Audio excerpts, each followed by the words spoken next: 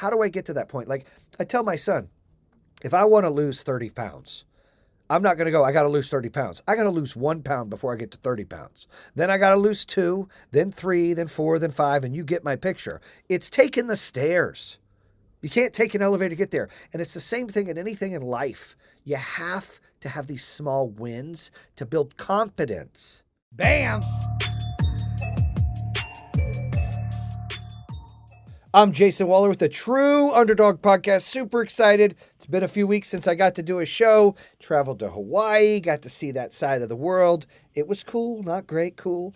Got back to the grind, back to work, back to focusing on what we're doing. I got my main man, John LeBlanc. Brother, how you doing? Doing great, man. I'm not refreshed like Hawaii refreshed, but man, I'm good. I was here holding the fort down while you were I gone. appreciate that, man. I really appreciate you holding the fort down. You know, today's show, we want to talk about bad habits to quit, right? That today's show is about, what are the habits that we do in life that we need to quit? And I will tell you, somebody told me, I wouldn't go to Hawaii. And I'm like, why? Because I like to travel East Coast. I like Turks and Caicos or, Jamaica or Puerto Rico. And so to fly out there, like literally we flew from Charlotte to Atlanta. There were 12 of us. And it was a 45-minute flight. And then we flew from Atlanta to Hawaii, which was almost 11 hours, dude. 11 hours with 2 toddlers, my grandkids, 1 infant, 1 toddler. That was a shit show. Let me tell you, the bad habit is long distance traveling and bringing extended family. That's a bad habit I need to quit. Like, I'm just going to start the show by saying that. I love family. I love bringing them, but holy shit, I'm never going to do that again. We brought Hannah and Alex and their 2 kids. I love them, but my goodness, I'm not built for traveling with my family, then my daughter and her family, then my parents and her mom. I was like, shit, I want to leave some of these people in Atlanta, and I definitely didn't want to bring them back from Hawaii because that was a longer trip coming back. We had to stop in Salt Lake. Then we went to Detroit for a few days. It's like, it's not part of the show, the bad habits for everybody else. But one of the bad habits I have is bringing everybody on trips. And that shit's changing. You guys do roll deep when you travel. We look at people. We're like, hey, we got 12. And they look at me all big. I'm like, yeah, got 12 people. What do you want me to do? I'm not even Mormon. And I got 12 people. And I love Mormons. They're my favorite people in the world. They got a lot of damn kids. I got 12 people. And I said, what do you want me to do? And they start laughing. We're having fun with it. But it's bad. It's real bad, right? It's one of those vacations you need a vacation after the vacation, right? Something with a little more simple. You guys were getting text messages from me because I'm 6 hours behind. You guys are in bed 2 or 3 in the morning. Here I am. What are you guys doing? What happened today? Just going through like, holy crap. And then your body gets used to that. So when you come back, you're fucked. It's bad. Yeah, I would imagine. I've never been to Hawaii, but I'll put it on my list. You don't mind if I eat my soup? Look, they don't even pay me. Panera Bread soup. I'm eating it. It's healthy, right, John? It's on the approved list. I don't know. What kind of soup is it? It's chicken noodle soup. It's okay. No? Yeah. It's all right. Yeah. You kind of have to. Are you restricted to a diet with your event? I got the new hair did. What do you think? Not as blonde. I like it when it's blonder. Really? So I've had a lot of people say they like it better this way. Like instead of doing the faux, I just kind of mess it up, put it down like this. It's curly and it's kind of the salt and pepper look. More sophisticated. Your glasses make you more sophisticated. Where let me put those on, dude. Those, my friend. Look, now we can be matching twins, except mine are a little cooler because they're Bono shades right there. Look at that. What up? Look. Yeah, you got the colored lenses. But they block the blue light. That's all that matters. That's why, look, and I should keep them on all the time. So that's why I put them on. I can actually see and read better now.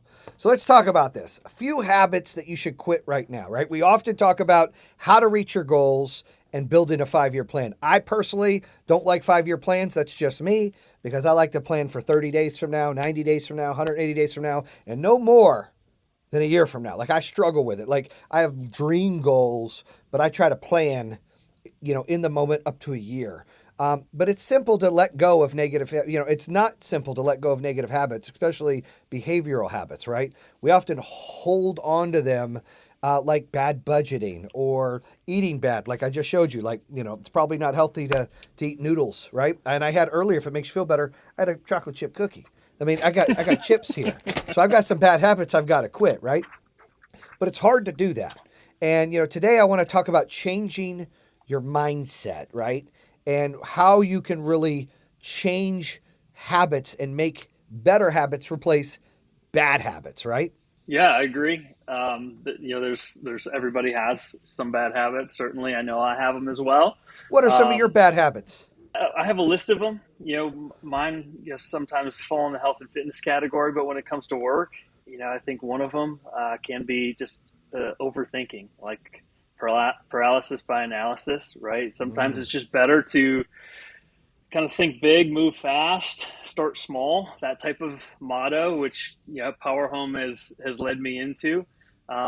There's too often I want things perfect before we move on them, and that's just not a good way to go about things. You gotta move, then you'll figure it out. It's tough for folks, especially if you're trying to move an entire team in that direction, Hmm. because people, another bad habit is just not embracing change. But there's folks that just don't embrace change or can't embrace change, and you just have to. You have to be able to pivot, move fast, and especially if you're working inside a power home.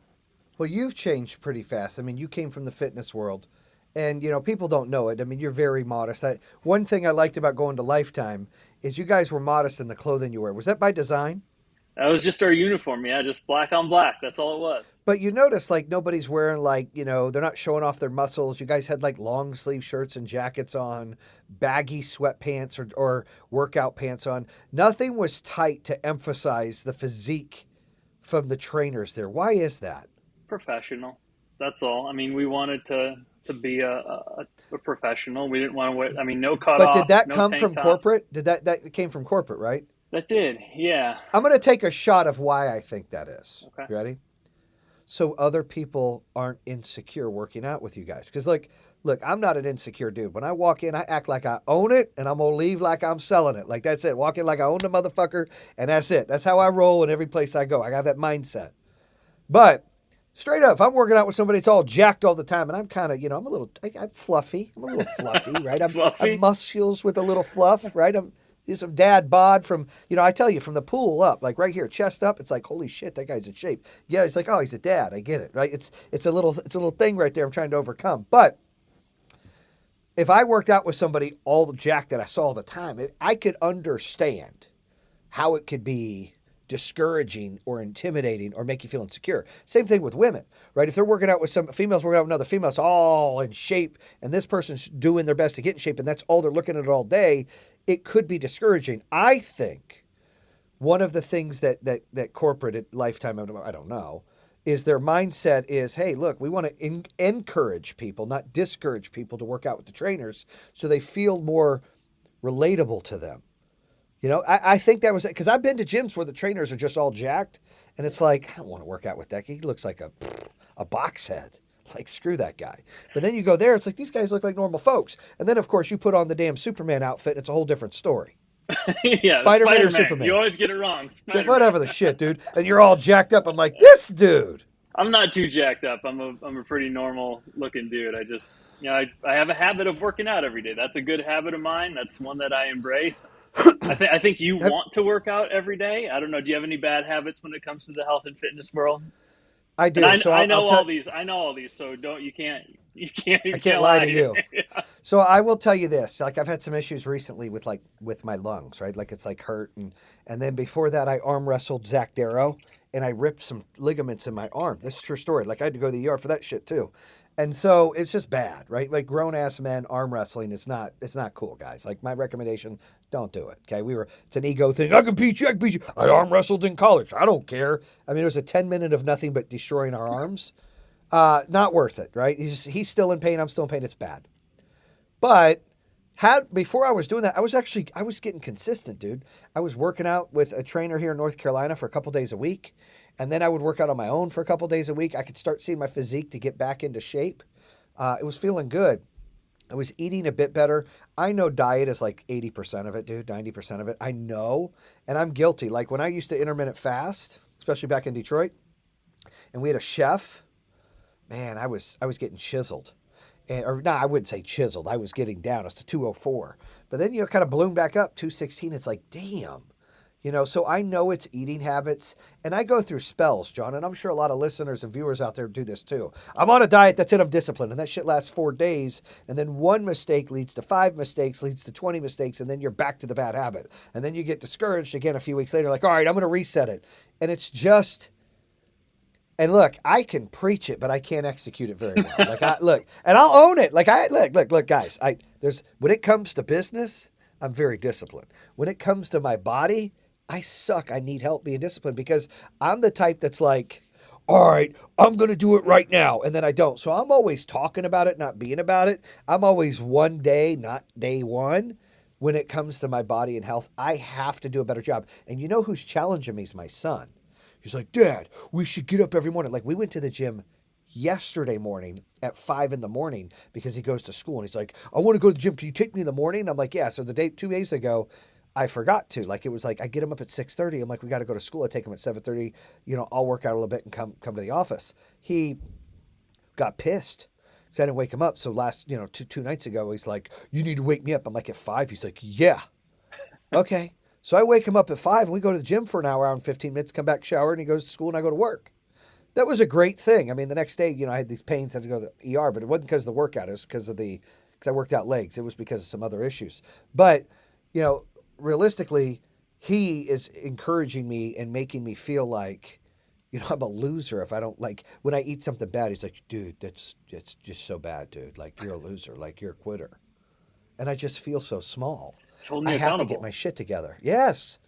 And you know what? Then he gets upset with himself. But then I got my 14-year-old London that's like, Dad, you got to quit making everything like diet culture. Like he should just have, I don't know what the word she used, something about, controlling your eating, but don't make it be about your weight because then you get an eating disorder. She started going down this whole emotional thing that was next level. She's a hell of a lot smarter than I am. And I'm like, London, he just doesn't want to eat sugar. She's like, no, he has this whole mindset because of this, and you don't allow him. I'm like, I don't tell him not to eat. A kid just says, I don't want to eat that. What am I? I'll eat it. I'm like over there eating ice cream. He's like, dude, you're bad. I'm like, sorry, you know. You have such good habits when it comes to the workplace. Like how, like what is your self talk? You talked about your son talking to you, right? Like what is your self talk when you? Because look, discipline is. I mean, discipline is knowing that you should do something, not wanting to do it, but getting yourself to actually go and do it. Like what conversations do you have? Because it comes simple to you in the workplace. But You, what about it, this other spot? so it's like I have two personalities, right? I have I'm not going to lose. I want to win. We're at a war. We need to survive. I want to make sure employees, can crush it. I want to make sure our customers are loving life and owning their power. I want to do everything I can. I'm on this mission. And for me, I believe God gives everyone attributes. He gave me a lot of discipline and attributes to see clarity when it comes to stuff like that. I don't know why, but I'm really good at that and I'm very structured and disciplined at it. And then in like personal life, because I'm so structured and disciplined there, it's like my freedom. It's hard to keep the same lockdown structure because then I think I'll go nuts. I've done it. Like I've gone on these like like me and Kevin go on this month diet and lose 20 pounds and want to kill each other and all these. I've had peaks and valleys, but nothing consistent. I've been inconsistent. Straight up own it. And a lot of it is because I love food. Like I love food. It's not like I don't love food. I love it. I love ice cream. I love cheese, even though I got a dairy allergy. I eat both of those.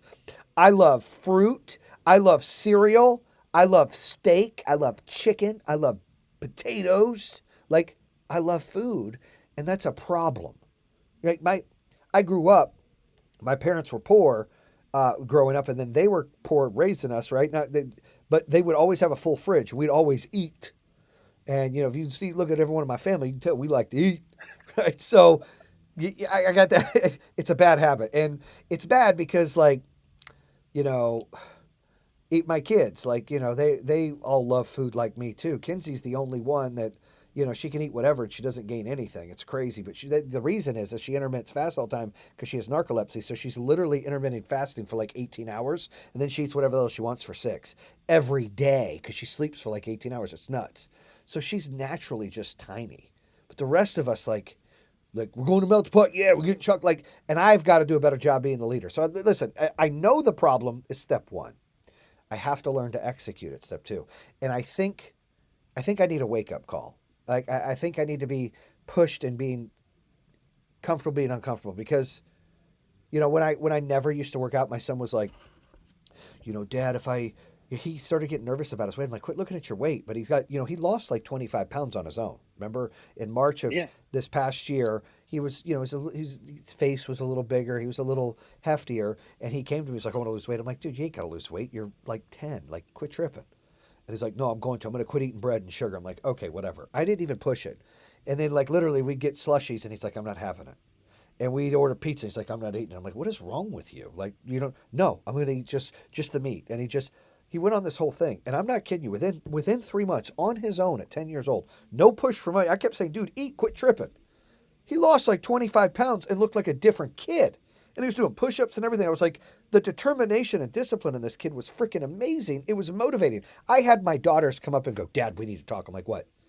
We feel like we need to join a gym or work out. Like Christian walks by and he looks completely different. Like we're motivated by him. We look like we don't look good. We need to get it together. Like, the older sisters were freaking out that their little brother was on a mission and they're like, holy crap. And then over time he stayed the same. He didn't lose anymore and he thought this losing weight. I said, dude, you're growing. You got to gain weight. But now he'll cheat every now and then. So he kind of maintains the same, but he's got muscles because he works out. He plays sports. But he'll be very guilty. Like he'll eat something, he's like, I shouldn't eat that. And it's kind of like what I do, and I feel bad. And I'm like, dude, it's okay. And he's like, no. So I've got to get the discipline to do it. Like I've got to find a way to do it. And I think I need the rude awakening because when I was younger, when I didn't work out, he asked me, he said, Dad, have you ever been fat? And I said, well, I'm chubby now. He said, you're not chubby. I said, well, I'm fluffy. And I said, but in 2013, 14, I went to the doctors and I had high triglycerides and I weighed 225 and I didn't work out in like 15 or 20 years. Like last time I worked out was like sophomore year in high school. So I had man boobs sagging, belly overriding, no muscle in my arms. My face was fat. You look at the pictures, I look like a completely different human being. But I remember sitting in the doctor's office and my doctor at the time was like, dude, do you like life? Yeah. He said, you're going to die if you don't start working out and eat better. I'm like, what? He's like, yeah, you're going to die. I'm like, why? He's like, triglycerides are high. You need to get it together. It spooked me to where I joined the gym and started working out, and I've been working out since. And then I ate a little bit better than I used to. And over time, my body morphed to look completely different to where I'm husky. I'm not fat. I've got pecs. I don't have man boobs. But I'm still a little fluffy in the midsection. And my face has shrunk down. And I went from like 225 of fat down to like 200 of muscle, up to like 215 of muscle and some chub. That's where I'm at. And you're good with that now. Are you content there? No, I'd like to get back to 200 to get in shape. Like I look at what like you and Ben do running the cardio. Like I struggle with cardio. Like even right now with, ever since the second time I had COVID, I run out of breath. I don't have the capacity. Like I did legs the other day and I literally was out of breath doing leg presses. I'm like, what the hell is wrong with me? Like this is bad. And so I got to get to a point where I can push through that. But I would like to, be 200 and shrink down. I don't like being so bulky. And my son was asking, I took him to the gym. He's like, do I lift heavy weights or do I lift light weights? I said, dude, I think whatever you can push 15 times, do 3 sets of 15. You don't need to do something heavy, 3 sets of 8. You need to do 3 sets of 15. You agree? Yeah, I agree. I mean that when he's growing still, absolutely body weight stuff, lighter weights, mobility, Yeah. stability, all the abilities. Um, I think that's important, dude. You struggle in. We just talked about your habits there, right? Do you have, because it does come easy to you? Do you have any habits, bad habits that you've recognized, or maybe your worst one or two in the workplace? Hell It yeah, doesn't I have to be. do. It doesn't have to be workplace either. It can be Hell yeah, personal. It I can be so. do. Okay. So like, Oh what are yeah. those? And I like, have a horrible temper, dude. Like, and I'm working on it. It is something I strive to fix. I even take medication, bro. Like, I'm like, you know this. I got 1, 2. Fuck, damn. it's on, dude. We're on. We're with the implosion, right? Volcano. Okay, 1, 2 volcano. So I talked to the doctor. Said I need some gears because I can't just go 1, 2 explosion. So now I'm like 1, 2, 5, 7 explosion. I'm still missing 3, 4, 6, 8, 9. Right? I'm still missing some gears that normal people have. So I still get cranked up every now and then. I feel like I'm doing a little better. I think over time I get a little better every day. Still have some explosions. I still, ready, shoot, aim sometimes that I struggle with. I don't think about it. I should think about things more, and rather than feel rage, have more disappointment. And we are a product, not make an excuse of how we're raised. My dad was that way, still that way. And I've tried to change it. I'm not as bad as he was, in my opinion, but I feel like, you just got to stay disciplined to try to change it. And, I try. Like, there's certain things where I used to get, I think with age, I'm getting a little better. Um, but my tolerance, what's weird, John, is most people, as they get older, their tolerance is easier. Mine's the opposite. Like, I can't tolerate stupid people. I can't tolerate fucking lazy people. I can't tolerate excuses. Like 5, 10 years ago, I probably could have tolerated that shit. I have zero time in my life to tolerate it now. So my tolerance level, because I'm so overwhelmed in what we're always doing, is zero. Like, I don't have time to tolerate ignorance, stupidity, or laziness. I can tolerate somebody trying to make mistakes, but I can't tolerate the other. And I think I have to do a better job of that, right? That's one thing at work really I gotta work on is tolerance and anger. And two, I did a really good job in 18 of backing off and empowering our leadership to grow. But then I got too complacent of not being involved, and now I'm involved in everything again. I tell everybody, dude, I'm back in charge. Like I'm involved in everything again. So I've got to learn to loosen the reins again and give up more control like I used to.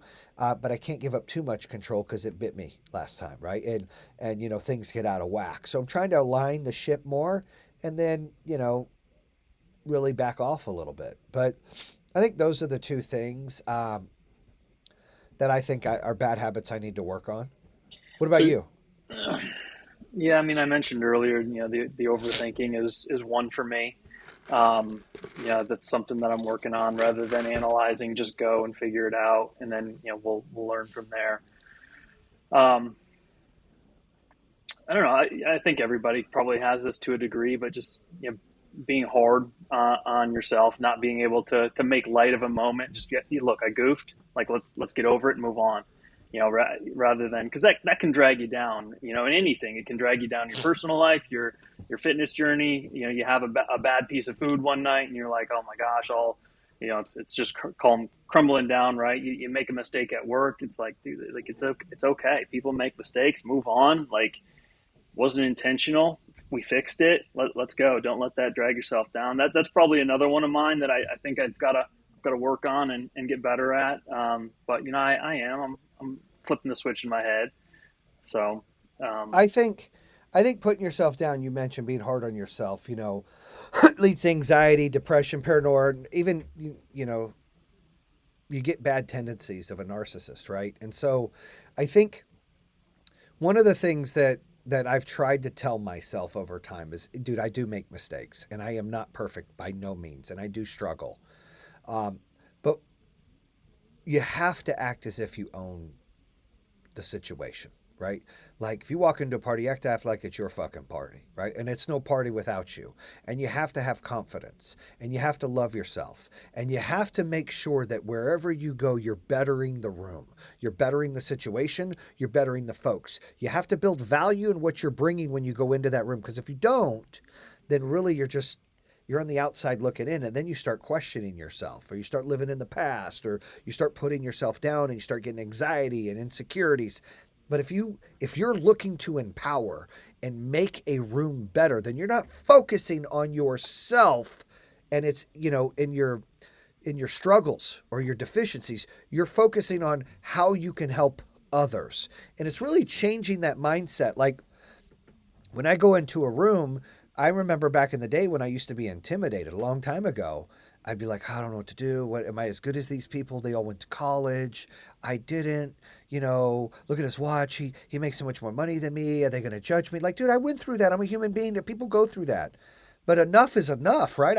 I got sick of getting kicked and slammed on the wall so much that I said, nah. So I started building confidence. I started training myself to own the room, to control the situation, to to have confidence in myself, to love myself, to know that I bring value and show that value when I go into a room. How can I make this room better? Because if I go in there and I can't make it better, what the hell am I doing in there? What the hell am I going into a party for? What the hell am I going to a meeting for if I can't make the situation better? And if you focus on what you can make better, you'll focus less on your insecurities or deficiencies. Yeah, 100% agree. And like when that stuff comes creeping in your head, right? So let's go back to like the anger, the tolerance. You know, sometimes it just comes out and composure's lost. But like, are there steps that you like? Is it recognized in your head, and you're like, all right, here's what I got to do. Here are the things that I need to back off right now, and then take this approach. It's like fighting a snack at night, right? Like you go to the pantry like 3 times, and you don't grab something, and you're like, oh, finally, I'm just gonna eat it, right? Like so, same thing. Like, what are You your got steps? cameras in my house, Doc? I just know how it is, man. Pop Tarts, dude. Pop Tarts are a problem. I go in there and go, oh, I need something. No, I don't. I'm going to drink water. Yeah, I do. 20 minutes later. No, I don't. Ah, screw it. I'm getting a Pop Tart. That's what happens. Yeah, you can't get it out of your head, right? It's hard. It's hard. And look, you know what I've learned recently is, and not recently, but over time, it keeps showing its face. It's you have to get some small wins. You have to, in order to build confidence, you have to reduce your expectations and goals because you have to get small wins. If you set the bar high all the time and you don't get those wins, you're never going to gain confidence. You're going to stay insecure. You're going to stay blaming yourself for failures or struggles. But if you can just lower your bar, people are like, don't ever lower your bar. Yeah, you got to lower your bar sometimes because you got to get wins because wins equal confidence. Confidence equals success. Like you're getting to where you need to go, right? You're getting the productivity you need. You're getting to the journey that you want to get to. You're getting to that destination. But you got to set those small wins. Like you can't just focus on the end big result. You got to focus on the small parts, the process to make it better. And I think, all of us are guilty of being hard on ourselves because we expect so much. The world and society, social media expects so much. I mean, I feel so bad. My kids go to Lake Norman High School, and a kid just died recently. I think he committed suicide. This is like the fifth kid in 5 years, 4 years at this school that has done that. And I'm just like, the world we live in is sad. Like, social media is sad. All these people are bullshit, putting fake shit on there, trying to exploit their fake ass life that's not real. And then all these other teenage kids feel like if they're not living that fake ass life because they think it's real, that they're not worth it. And the fact is, they are worth it. They're actually better human beings because they're not posers. They're not frauds. They're not fake. They're real. They're genuinely real. And they got to focus on small wins. Like, how do I get to that point? Like, I tell my son, if I want to lose 30 pounds, I'm not going to go, I got to lose 30 pounds. I got to lose 1 pound before I get to 30 pounds. Mm-hmm. Then I got to lose two, then three, then four, then five, and you get my picture. It's taking the stairs. You can't take an elevator to get there. And it's the same thing in anything in life. You have to have these small wins to build confidence. And I tell my kids and wife, like, if I sat on social, and I don't sit on social media, like I've got people that post all the stuff and I'll go on there and handle some DMs here and there. But if I sat and looked at a dude like you, John, with a six-pack all day, walking around in a Speedo, flexing his muscles, and a guy flying in private jets everywhere, living the life and traveling, doesn't have responsibilities of working, if I looked at that shit every day, I'd be depressed too. I'd be like, well, I'm kind of fluffy, and I don't own a private jet yet, and I have to work every day, and I would go down the list, and it would be depressing. So why do we put ourselves through that nonsense? Why do we measure ourselves the expectations of fraudulent people and posers who aren't real, of a fake ass profile? That's what the problem we have is we measure ourselves against that, and then we're insecure putting ourselves down, trying to compete with fake ass shit. Yeah, I agree. And you said something in there about lowering the bar, and that's so I use that all the time. I know there's other folks that do, but especially when it comes to working out, like workout, you think an hour a day, right? But there's times I just like can't get like motivated to do an hour long. So it's like, all right, I know I can do 5 or 10 minutes. And sometimes I do 5 or 10 minutes, and for me, like sometimes it's just 100 burpees. And if I don't want to call it a burpee, I was like, just get down on the ground and get up 100 times. That takes about 8 minutes, 6 to 8 minutes for me. Once I do that, I'm started, I'm sweating, like then I can get into my workout. The bar was lowered to get started. Yeah. and now I'm moving. I'm good now, right? So lowering the bar, that's a key point that you brought up. And it Yeah, sounds bad, but do it, and it'll get you started. And that win, that small win, builds momentum, and momentum's key. I agree. And trying to please everyone, right? Everybody tries to please everybody. You got to make yourself happy before you can make anybody else happy. You got to love yourself before you can love anybody else. And the only way to make yourself happy is build confidence and believe in yourself. And like we just mentioned, lower the bar to get some of those small wins, because those wins will build confidence, and confidence will build swag, and swag will get the results and the success that you want. And you got to be happy. You got to be doing it for the right reason. That's exactly right. That's exactly right. 100% agree. Well, look, I know Mr. Hard Rock Body Healthy Dude. For the I record, I'm know not that. the guy that's posting six packs on social media. I'm a pretty normal dude with three boys at By home. the way, that is a fact. You aren't that guy. You're not a poser. You're not fake at all. You're very humble and very conservative. And I think that's cool because you'll get people that edit their pictures and look like they're badasses, or they're really badasses. I always say, I'm still this person. Maybe you disagree. Dudes that have six packs are douchebags. Dude. They have too much time on their hands Dude, because they're not showing attention to their wife or their kids or their business. They're too worried about getting a washboard stomach, which gets you zero in life. Just putting it on the record so everybody knows. I'm I kidding. think the six Haters pack's gonna out of hate. style now. Haters. I think that's out of The style now. dad bod. Hey, It the dad is. bod is in. Dad The bod's dad in. bod is in. Okay, dig it. Check it out. It's in. Okay, no more. That's who the hell wants a six pack? It looks like an alien. You want to have a nice pillow to lay your head on, right? That's right. I'm changing the game, baby. Changing the game. Well, John, this was fun. We haven't done it in a while. We need to do it more. I know we've been busy working, traveling, building this movement together. I appreciate all you do, brother. I love you, man. I'm glad that you came back on the show. We'll have you on soon. But hey, folks out there, make sure you subscribe to Apple Podcast, Google Podcast, all the podcasts. I think there's a ton of them out there, right? Castbox. Make sure you go to oypbook.com. You can get my book. I did the Audible book, so make sure you check it out. I read it Great myself. book, by the way. John, Great book. Great book. yeah, you read the whole thing? I did, man. I read it early, bro. Yeah, but I added 45 pages in it before I published it. No, I think I got the whole thing. You're talking about you bought the book and read it. You didn't read the manuscript I sent you. Yeah. I was one of the first. Yeah. What's your favorite part of the book for the team here? Oof, God, I've had books in between. Oh, there you go. See, was it memorable? It was, but the most memorable part was the when we put my name in there, the Buffalo story. Bro. Come on, Look the at Buffalo you. story. I've got to go. That's to that. right. I've got to The go to Buffalo that story, dude. I can put your name in there. It's good. It was good. It's a great story, by the way. The yeah, Buffalo story. I share and it all the time. there's life lessons in there, which is always super helpful. So you have your coaching moment, and then the life lesson, and then the story, which is cool. And I haven't listened to the Audible yet, but I encourage people to do the Audible because when you tell the story, it's just better. No, I appreciate that. Well, thank you, John. Thank you to all the Underdog listeners out there. Make sure you subscribe and live life to the fullest and get out there and go get it. Bam! And that concludes another episode here on True Underdog. If you're interested in hearing more, make sure you subscribe at iHeartRadio, Spotify, Apple Podcasts, or the YouTube channel. You can always visit TrueUnderdog.com, subscribe to all of them. Make sure you check out our newest episodes coming out on Mondays and Thursdays. True Underdog, baby. Bam!